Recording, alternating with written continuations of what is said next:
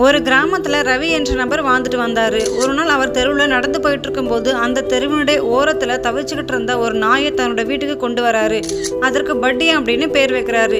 ரவியும் பட்டியும் மிக நெருக்கமான நண்பர்களாக மாறிட்டாங்க. ஒரு நாள் ரவி மிகவும் நோய்வாய்ப்பட்டு படுத்த படுக்கையே கிடக்கிறாரு. அந்த நேரத்தில் அந்த பட்டி ரவியோட பக்கத்தில் உட்காந்துட்டு இருந்துச்சு. ரவிக்கு தேவைப்படும் நேரத்தில் எல்லா உதவியும் அந்த பட்டியை செஞ்சுது. உதவிக்கு பக்கத்து வீட்டுக்காரங்களை கூட அந்த பட்டி கூப்பிட ஆரம்பிச்சுது. அத்துடன் பலமுறை பட்டி சாப்பிடாமலே பட்டினி கிடந்துச்சு. ஒரு நாள் நல்ல மழையில ரவியோட நிலைமை ரொம்ப மோசமா போயிடுச்சு. பட்டி மழையில் வெளியில ஓடி போயிட்டு சத்தமாக குறைக்க ஆரம்பிச்சிருச்சு. அக்கம் பக்கத்து வீட்டில் இருக்கிறவங்க என்னன்னு தெரியலையே பட்டி இப்படி குறைக்குது அப்படின்னு பட்டியோட பின்னாடியே ரவியோட வீட்டுக்கு வராங்க. உடனே டாக்டரை கூப்பிடுறாங்க.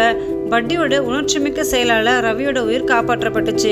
பட்டி ரவியோட உயிரை காப்பாற்றுறது மட்டும் இல்லாமல் உலகிற்கு உண்மையான அன்பும் நம்பிக்கை எப்படி இருக்க வேணும் அப்படின்னு ப்ரூவ் பண்ணிடுச்சு. ஒரு நாயோட அன்பு எவ்வளோ தூய்மையாக இருக்குது பார்த்தீங்களா? நம்பிக்கைக்கும் பாசத்திற்கும் மொழி அவசியம் இல்லை, அது மனதிலிருந்து வர வேண்டும்.